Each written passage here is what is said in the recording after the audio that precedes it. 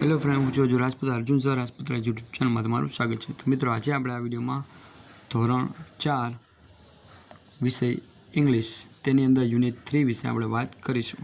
જો તમે મિત્રો અમારી યુટ્યુબ ચેનલ નવા જો તો અત્યારે યુટ્યુબ ચેનલને લાઇક કરો, શેર કરો, સબસ્ક્રાઈબ કરો અને આ વિડીયોને અંત સુધી જોતા રહેજો.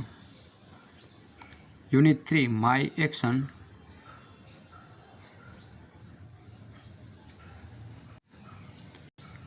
એટલે કે મારી ક્રિયાઓ. મિત્રો, આપણે રોજબરોજ ઘણી બધી ક્રિયાઓ કરતા હોય છે, જેમ કે સવારે આપણે વહેલા ઉઠીએ તો એને કહેવાય ગેટઅપ. પછી આપણે સ્નાન કરીએ એને કહીએ આપણે બાથ. પછી બ્રશ કરીએ, BRUSH, બ્રશ કરવાની ક્રિયા, બરાબર.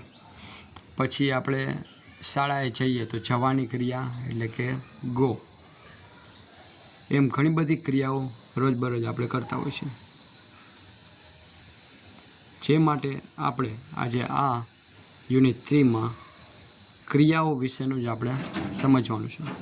જેમાં પહેલું છે માય બિઝી ડે, મારો વ્યસ્ત દિવસ. આઈ રન એટલે હું દોડું છું. આઈ રાઇડ એટલે હું સવારી કરું છું. રીડ એટલે હું વાંચું છું. રાઇટ એટલે લખું છું. આઈ પિક એટલે હું તોડું છું. આપણે ફૂલને તોડીએ ને એને આપણે શું કહીએ? પિક.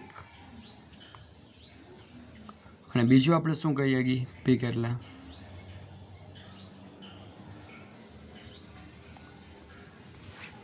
કે ઘણી વખત આપણે બોલતા હોય પિકઅપ કરવું એટલે લેવું. એ સંદર્ભમાં પણ આપણે કરી શકીએ. પછી એટલે છોડી દેવું એમ ટૂંકમાં. આઈ પુલ એટલે ખેંચવું. આઈ ફ્લાય અ કાઇટ એટલે હું પતંગ ઉડાડું છું. હવે આખાને બોલું છું. હું દોડું છું, હું સવારી કરું છું, હું વાંચું છું, લખું છું, હું છોડી દઉં છું એટલે કે આઈ પિક. અથવા હું તોડું છું, આઈ પુલ એટલે હું ખેંચું છું. આઈ ફ્લાય અ કાઇટ એટલે હું પતંગ ઉડાડું છું. આઈ ગીવ અ ગિફ્ટ, હું એક ગિફ્ટ આપું છું. ગીવ એટલે થાય આપવું. આઈ ઓપન એન્ડ ક્લોઝ, હું ખોલું છું અને બંધ કરું છું. ઓપન એટલે ખોલવું, ક્લોઝ એટલે બંધ કરવું. આઈ ટેલ અ ટેલ, હું ટેલ એટલે થાય વાર્તા અથવા સ્ટોરી. ટેલ એટલે કહેવું, હું એક વાર્તા કહું છું. આઈ ટચ માય નોઝ, હું મારા નાકને સ્પર્શ કરું છું. ટચ એટલે સ્પર્શ કરું. આઈ ક્લીન આઈ વોશ, હું સાફ કરું છું અને વોશ એટલે ધોઉં છું, બરાબર. ક્લીન એટલે સાફ કરવું. કોઈ નીચી વસ્તુ હોય એને આપણે ક્લીન કરવાની વાત હોય, અને મોટો રૂમ કે હોય એને પણ આપણે શું કરીએ? ક્લીન કરીએ. જ્યારે કોઈ વસ્તુ કપડાં છે તો એને આપણે વોશમાં આપણે યુઝ કરીએ. વોશ એટલે ધો. કપડાં ધોવાની વાત હોય ત્યારે વોશ આવે. આઈ ઈટ સો આઈ વિલ ગ્રો, હું ખાઉં છું જેથી કરીને હું મોટો થાઉં છું. ગ્રો એટલે મોટા થવું અથવા વધવું.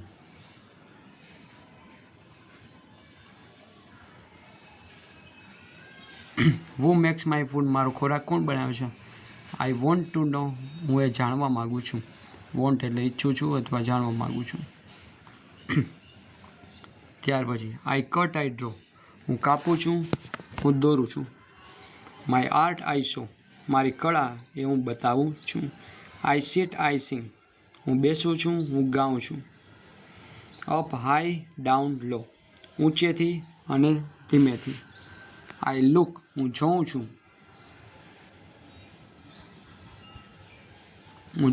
હું જમ્પ એટલે કૂદકો મારું છું. આઈ ફાઇન્ડ અ નેસ્ટ, હું એક માળો ગોતું છું. નેસ્ટ એટલે થાય માળો. આઈ ટ્રીપ આઈ ફોલ, હું ટ્રીપ એટલે મુસાફરી કરું છું. આઈ ફોલ હું પડું છું. આઈ નીડ રેસ્ટ, મને આરામની જરૂર છે. ફ્રોમ ડે ટુ નાઇટ, દિવસથી લઈને રાત સુધી. આઈ કીપ ઓન ધ ગો, હું સતત ચાલ્યા જ રાખું છું. કીપ ઓન એટલે ચાલુ રાખવું. ગો એટલે જવું. હું જવાનું હંમેશા ચાલુ રાખું છું. આઈ ક્લોઝ માય આઈસ, હું મારી આંખો બંધ કરું છું. ટુ સ્લીપ એટલે શું? અવાજ કર્યા વગર. અને ટીપટોય એટલે જરા પણ અવાજ કર્યા વગર સાવ ચૂપ. ચલો ફરી પાછું એક જોઈ લઈએ. જો હું દોડું છું, હું સવારી કરું છું, હું વાંચું છું, હું લખું છું, હું હાથમાં લઉં છું અથવા છોડી દઉં છું, અને પુલ એટલે હું ખેંચું છું, અને હું એક પતંગ ઉડાડું છું, હું એક ગિફ્ટ આપું છું, હું ખોલું છું, હું બંધ કરું છું, પછી એક વાર્તા કહું છું, હું મારા નાકને સ્પર્શ કરું છું, હું સાફ કરું છું, હું સાફ કરું છું એટલે કે ધોઉં છું, હું ખાઉં છું એટલે હું મોટો થાઉં છું, મારો ખોરાક કોણ બનાવે છે એ હું જાણવા માગું છું, આઈ કટ, આઈ ડ્રો એટલે હું કાપું છું, હું દોરું છું, મારી કળા હું બતાવું છું, હું બેસું છું, હું ગાઉં છું, ઊંચેથી અને ધીમેથી, હું જોઉં છું, હું કૂદકો મારું છું, એક માળું ગોતું છું, હું મુસાફરી કરું છું, હું પડું છું, મને આરામની જરૂર છે, દિવસથી રાત હું સતત ચાલ્યા રાખું છું, હું મારી આંખો બંધ કરું છું, હું સૂઈ જાઉં છું. ત્યાર પછી stay away from selfish friend એટલે કે સ્વાર્થી મિત્રથી દૂર રહેવું. સ્ટે અવે એટલે દૂર રહેવું, સેલ્ફિશ ફ્રેન્ડ એટલે સ્વાર્થી મિત્ર. One day two friends Kallu and Billu went to a forest. એક દિવસ કલ્લુ અને બિલ્લુ એ જંગલમાં ગયા. they promised to help each other against any problem. કોઈ પણ સમસ્યા, પ્રોબ્લેમ એટલે સમસ્યામાં એકબીજાને મદદ કરવાનું એકબીજાએ વચન આપ્યું. પ્રોમિસ એટલે વચન આપ્યું. શું કરવાનું? હેલ્પ એટલે મદદ કરવાનું. ઈચ અધર એટલે એકબીજાને. અગેન્સ્ટ એટલે ની સામે. એની પ્રોબ્લેમ એટલે કોઈ પણ સમસ્યા. કોઈ પણ સમસ્યાની સામે બે એકબીજાને મદદ કરવાનું વચન આપ્યું. આગળ they were walking and talking. તેઓ ચાલી રહ્યા હતા અને વાતચીત કરતા હતા. Suddenly they saw a bear. અચાનક તેઓએ એક બિયર એટલે કે રીંછને જોયું, ભાલું. Kallu ran quickly and climbed a tree. Kallu છે એ ઝડપથી એક વૃક્ષ ઉપર ચડી ગયો. Billu also ran quickly. Billu પણ ઝડપથી દોડ્યો. but he was unable to climb. પરંતુ તે દોડી શકે એમ હતો નહીં. unable એટલે અસક્ષમ. he asked his friend for help. તેણે એના મિત્રને કીધું. but Kallu did not help. પરંતુ કલ્લુએ મદદ કરી નહીં. બિલ્લુ છે એ ચડી ગયો, કલ્લુ ચડી ગયો અને બિલ્લુ છે એ નીચે રહી ગયો. Billu acted as dead. હવે બિલ્લુ તો નીચે હતો એટલે શું કર્યું? એના પોતે મરી ગયો હોય એવી રીતે એને એક્ટિંગ કરી. he held his breath. તેણે એનો શ્વાસ રોકી રાખ્યો. હેલ્ડ એટલે રોકી રાખ્યો. The bear came near him. રીંછ છે તેની નજીક આવ્યો. The bear sniffed one of his ears.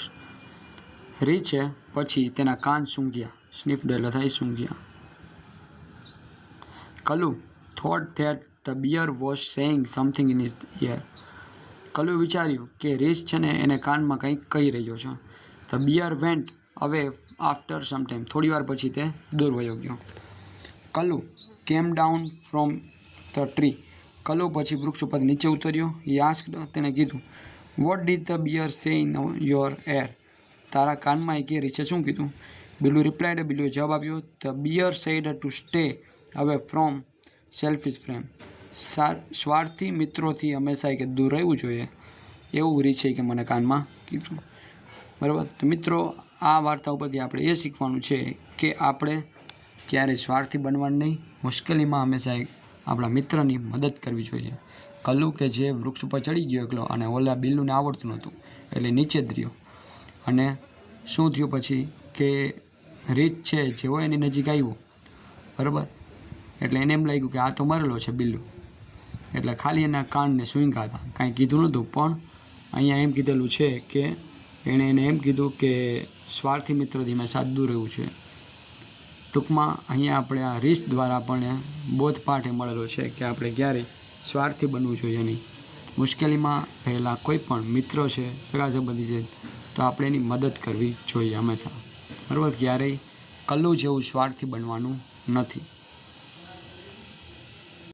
નીચે તમને અહીંયા ટ્રુ ફોલ્સ આપેલા છે, એ જોઈ લઈએ. Kalu was a good friend. Kalu એક સારો મિત્ર હતો? ના. Billu act as dead. બિલ્લુએ મરેલો એવી રીતે એક્ટિંગ કરી હતી? ટ્રુ. કલુ હેલ્પ બિલ્લુ. કલુએ બિલ્લુની મદદ કરી હતી? કલુએ બિલ્લુની મદદ કરી હતી? ના, નથી કરી. The bear said stay away from selfish friend. રીછે એમ કીધું કે સ્વાર્થી મિત્રથી દૂર રહેવું જોઈએ. તો આ વિધાન કેવું? સાચું. તો મિત્રો આજના વિડીયોમાં આપણે પેજ નંબર 28 સુધી રાખીશું અને પછીના વિડીયોમાં આપણે રીડિંગથી વાત કરીશું. તો ફરી પાછું મળીશું એક વિડીયોમાં. Thank you.